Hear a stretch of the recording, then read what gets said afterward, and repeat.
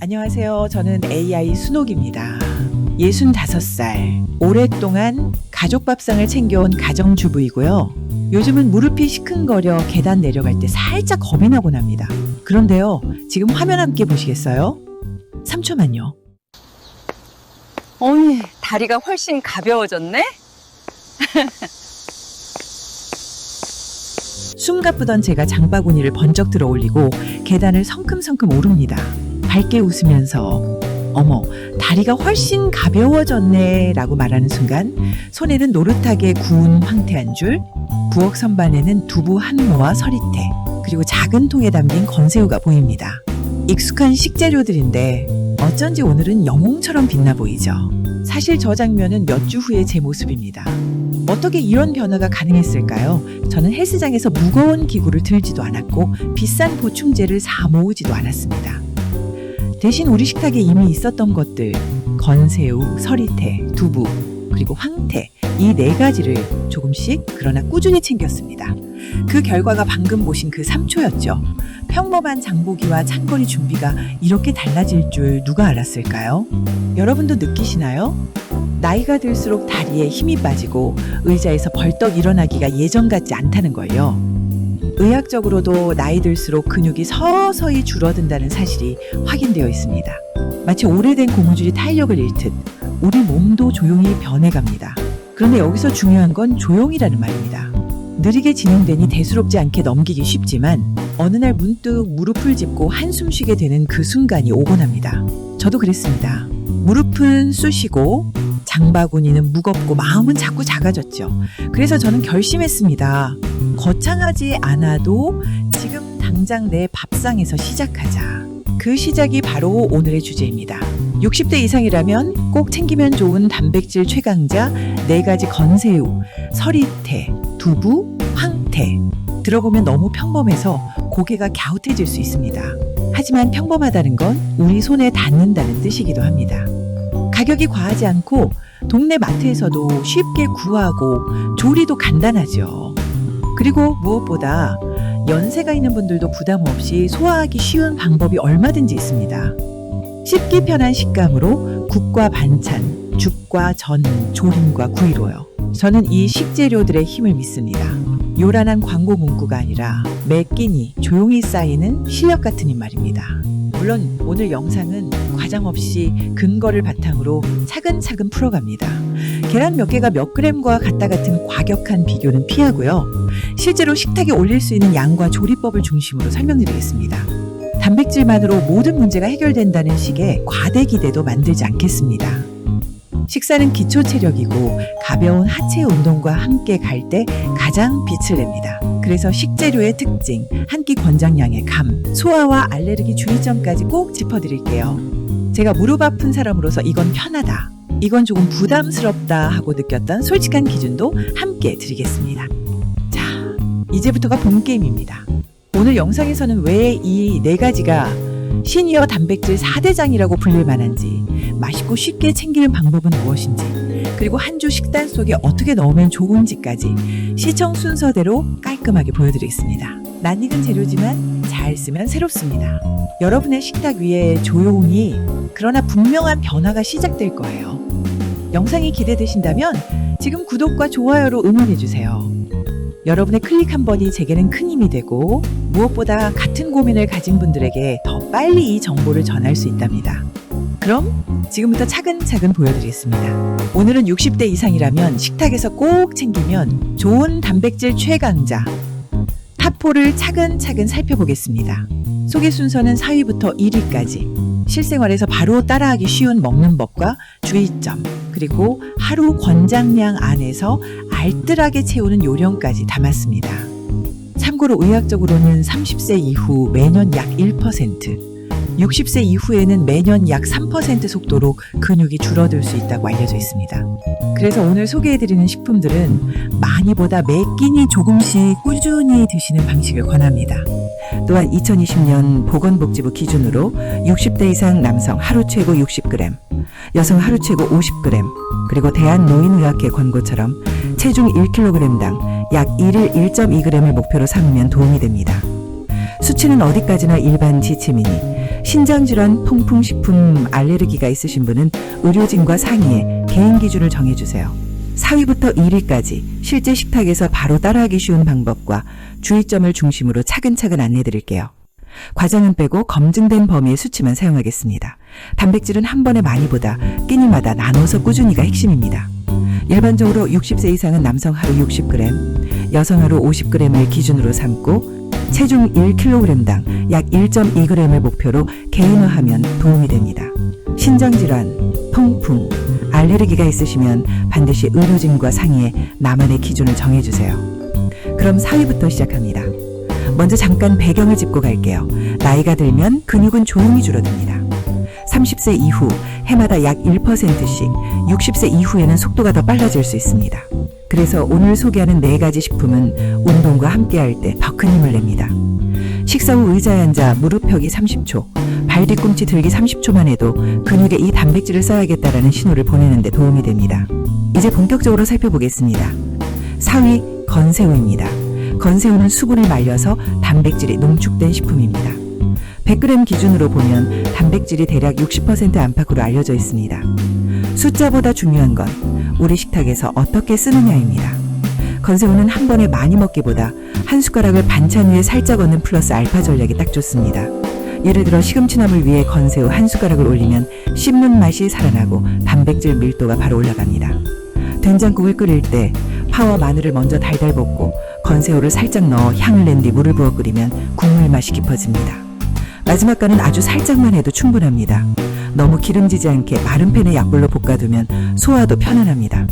다만 각각류 알레르기가 있으신 분은 피하셔야 하고 통풍을 걱정하시는 분은 퓨린과 염분을 함께 살펴야 합니다. 소금은 마지막에 톡, 정말 한두 방울 정도로만 가볍게 조절해 주세요. 건새우의 장점은 작지만 자주 있습니다. 밥숟가락 한 숟가락, 그것만으로도 한 끼가 더 든든해집니다. 자, 이제 한 단계 올라가 볼까요? 3위는 서리태, 즉 검은콩입니다. 서리태는 단백질 비중이 높은 편이고 100g당 대략 35g에서 40g 정도로 생각하시면 됩니다. 여기에 이소플라본과 안토시아닌 같은 항산화 성분이 풍부해서 근육과 뼈, 혈관 건강을 함께 돌보는 데 도움이 됩니다. 콩을 드실 때 가장 중요한 건 준비 과정입니다.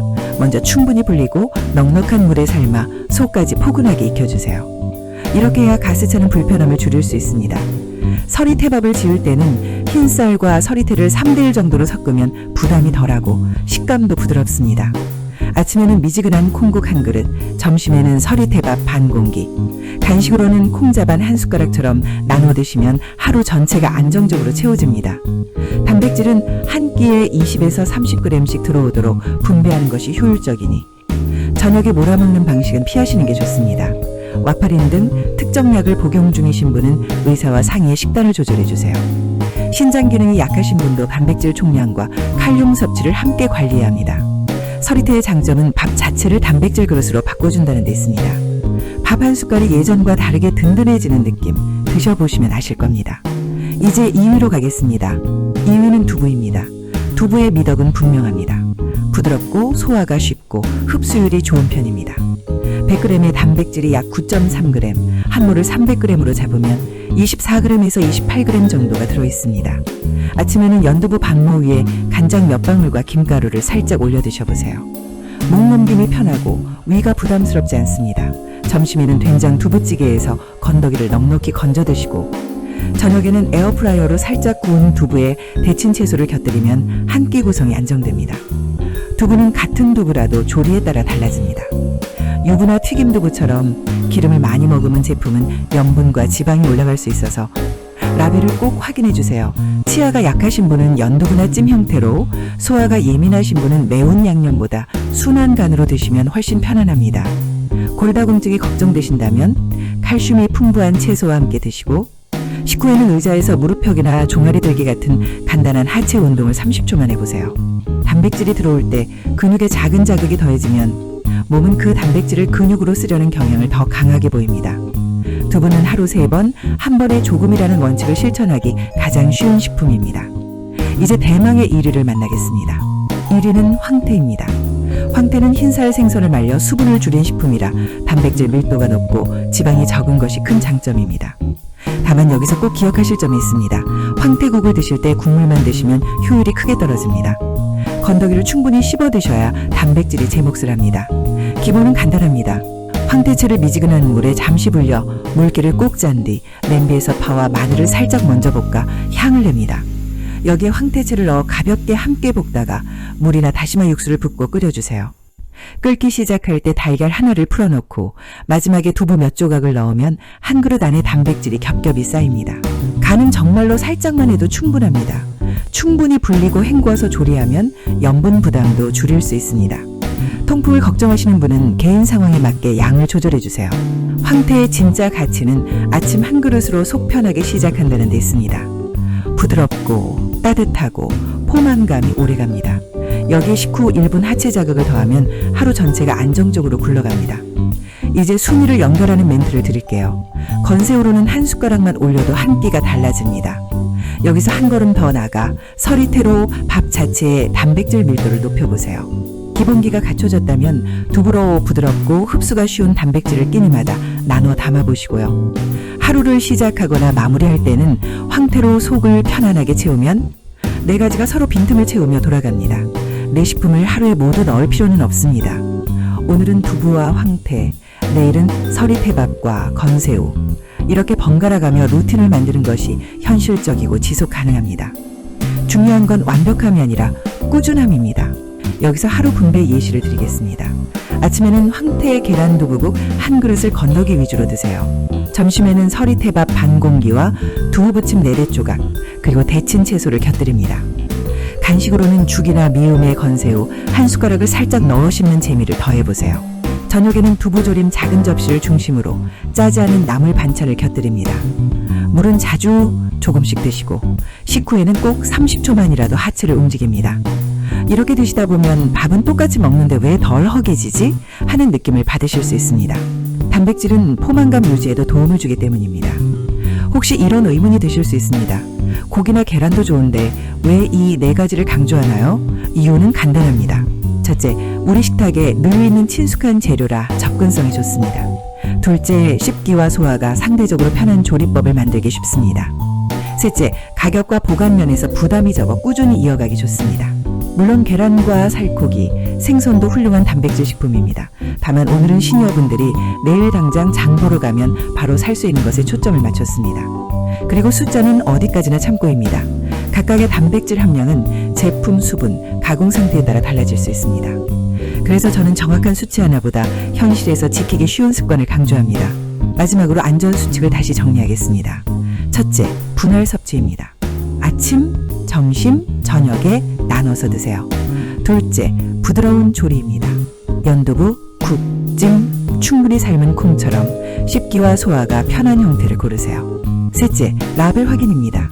가공 튀김 제품은 염분과 지방이 올라갈 수 있으니 원재료명을 확인하세요. 넷째, 개인화입니다.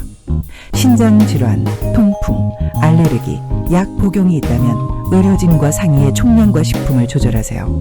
다섯째, 운동과 동행입니다. 식사 후 30초라도 하체를 움직이면 들어온 단백질이 제 역할을 하도록 돕습니다. 여섯째, 물입니다. 단백질 섭취가 늘면 수분 섭취도 함께 신경 써주세요. 정리하면 이렇습니다. 4위 건새우는 한 숟가락으로 끼니의 밀도를 올려주는 조력자입니다. 3위 서리태는 밥 자체를 단백질 그릇으로 바꾸어주는 기반입니다. 2위 두부는 부드럽고 흡수가 쉬운 메인 단백질입니다. 1위 황태는 저지방 고단백으로 속편한 한 그릇 해결사입니다. 여기에 분할 섭취와 작은 하체 운동을 더하면 60대 이후에도 근육은 천천히 그러나 확실히 지킬 수 있습니다. 완벽함 대신 꾸준함. 이것이 오늘의 결론입니다. 오늘 영상 한 줄 요약부터 드리겠습니다. 건새우, 서리태, 두부, 황태 이 4가지를 끼니마다 나눠 먹고 부드럽게 조리하며 식후 30초 하체 운동을 더하면 60대 이후에도 근육은 천천히 그러나 확실히 지킬 수 있습니다. 이제 행동으로 옮겨볼까요? 오늘부터 단 하나만 실천해 주세요. 내일 아침 황태국은 국물보다 건더기를 꼭 씹기. 점심에는 서리태밥을 3대1 비율로 섞어보기. 간식 시간에는 죽 한 그릇에 건새우 한 숟가락 톡톡. 저녁에는 두부 반물을 담백하게 곁들이기. 식사 후에는 의자에 앉아 무릎 펴기 30초, 발 뒤꿈치 들기 30초만 해보세요. 물 한 컵도 함께 드시면 더 좋습니다. 이 작은 습관이 쌓이면 계단이 덜 버거워지고 장바구니가 가벼워지는 날이 옵니다. 혹시 걱정이 앞서시나요? 내가 지금부터 시작해도 늦지 않았을까? 절대 늦지 않았습니다. 몸은 나이를 먹어도 꾸준한 신호에 반응합니다. 오늘 한 숟가락, 오늘 한 세트, 작아 보여도 내일의 발걸음을 바꾸는 씨앗입니다. 저도 무릎이 시큰거릴 때부터 이렇게 시작했습니다. 완벽해야 움직일 수 있는 건 아니죠. 완벽함보다 꾸준함. 그게 우리의 힘입니다. 몇 가지 안전수칙도 다시 드립니다. 신장질환, 통풍, 알레르기, 그리고 약을 드시는 분은 개인 상황에 맞게 양을 조절하시고 가능하면 주치의와 상의해주세요. 가공식품은 라벨의 염분과 지방을 확인하시고 콩은 충분히 불리고 푹 삶아 속 편하게 드세요. 황태는 충분히 불려 헹군 뒤 간은 마지막에 살짝, 두부는 연두부찜 국처럼 부드러운 조리가 좋습니다. 원칙은 간단합니다. 조금씩 자주 편안하게. 이제 여러분 차례입니다.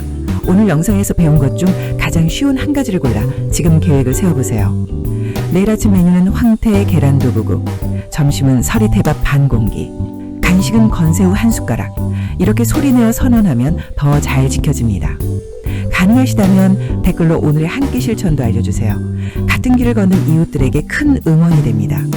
저는 끝까지 여러분 편입니다. 잘하셔도 못하셔도 괜찮습니다. 중요한 건 멈추지 않는 마음입니다. 한 걸음씩 가면 됩니다. 오늘의 작은 한 숟가락이 내일의 든든한 다리가 됩니다. 여러분은 해내실 수 있습니다. 영상이 도움이 되셨다면 구독과 좋아요, 알림 설정까지 부탁드립니다. 여러분의 클릭 한 번이 다음 영상 준비에 큰 힘이 됩니다. 함께 걸어주셔서 고맙습니다. 건강한 식탁으로 다시 찾아뵙겠습니다. 다음 영상에서 뵙겠습니다. 어머, 다리가 훨씬 가벼워졌네?